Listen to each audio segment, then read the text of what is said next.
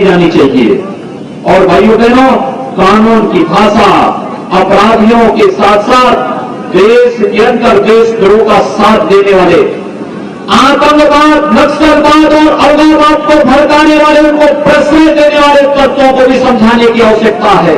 और उनको समझाने की दृष्टि आज हम सब आपके पास आए हैं।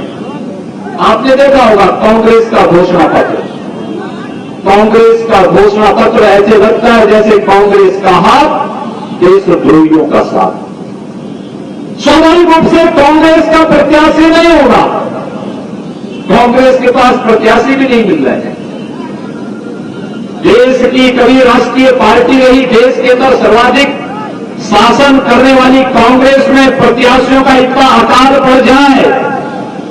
मैं तो राहुल गांधी को एक सुझाव दे रहा हूं कि भाई प्रत्याशी भारत के अंदर नहीं मिलेंगे तो कम से कम इटली से ही कुछ लेके आ जाओ, क्योंकि इटली में बहुत सारे लोग उनकी आड़ में, उनके शासनकाल में इस देश के अंदर अलग अलग गुल खिलाने का कार्य करते थे। कम से कम इस समय भी प्रत्याशी अगर भारत में नहीं मिल रहा है तो बाहर से ही लेके आ जाते हैं। लेकिन भाइयों बहनों, कहना क्या है, मैं देख करके ताज्जुब कर रहा था। आज प्रदेश के अंदर एक नया गठबंधन बना है। मुझे याद है 5 मई 2014 का बहुजन समाजवादी पार्टी की नेता सुश्री मायावती जी का एक वक्तव्य, जब उन्होंने कहा था, चुनावी सभा में ही कहा था, जब तत्कालीन मुख्यमंत्री श्री अखिलेश यादव ने उस समय एक बात कही थी कि जितने भी दलित महापुरुषों के स्मारक बने हुए हैं, इन स्मारकों के बारे में उन्होंने टिप्पणी की थी, तो उस समय मायावती जी ने भी एक बयान दिया था। और उन्होंने बयान, एक स्पष्ट बयान दिया था कि अगर बाबा साहब अम्बेडकर नहीं होते, भारत का संविधान नहीं होता, तो अखिलेश यादव भी सिपाही में किसी जमींदार का भैंस और गाय चरा रहा होता।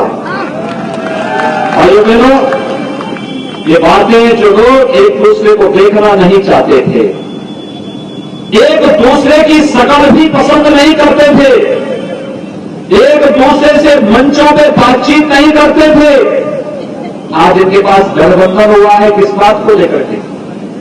क्या कोई व्यक्ति क्या इतना बुद्धि से, विवेक से इतना कमजोर होगा कि वो जानता है कि देश के अंदर लोकसभा के 543 सीटों पर चुनाव हो रहे हैं और 543 सीटों पर होने वाला ये चुनाव 272 सीट जिसको प्राप्त होगी वही सरकार बनाएगा।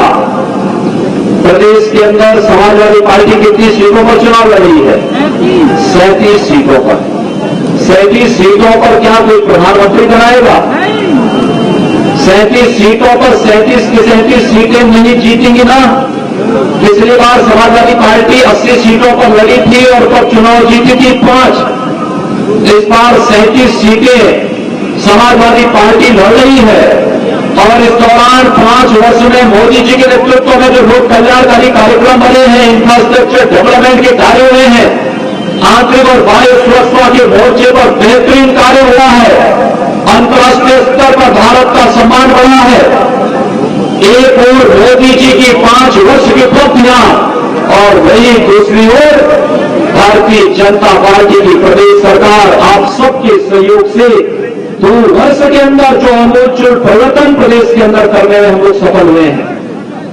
ये सब कार्य अगर आप लेकर के चलेंगे तो मुझे लगता है कि पिछली बार बहुजन समाजवादी पार्टी को प्राप्त होने वाली सीटें और समाजवादी पार्टी की प्राप्त होने वाली सीटों को गुणा करेंगे तो भाइयों बहनों सपा बसपा को उतनी ही सीट प्राप्त होने वाली है। गुणा का नियम है कि अगर किसी संख्या को 0 से आप गुणा कर लो तो उसका परिणाम 0 ही आता है और सपा बसपा गठबंधन का परिणाम भी 0 ही आने वाला है। आपको लगता है ना आप पहुंचाएंगे ना 0 पर?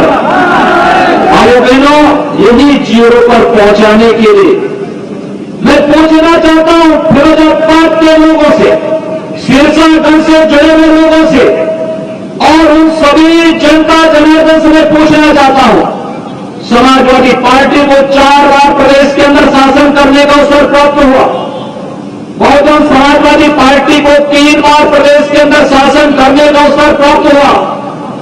इन अपने शासनकाल के दौरान सपा और बसपा की सरकारें प्रदेश में व्यापक खुशहाली और विकास के कुछ नए प्रतिमान स्थापित कर सकते थे, लेकिन प्रदेश में जिन दोनों ने अपने शासनकाल के दौरान गुंडागिर्दी, अराजकता, भ्रष्टाचार, दंगे और नौकरियों के नाम पर नौजवानों के भरोसे के साथ खिलवाड़ करने के सिवाय, किसानों का शोषण करने के सिवाय, व्यापारियों से गुंडा टैक्स वसूली के सिवाय कोई भी ऐसा कार्य उन्होंने नहीं किया जो कार्य प्रदेश के नौजवान के सामने पहचान के संकट से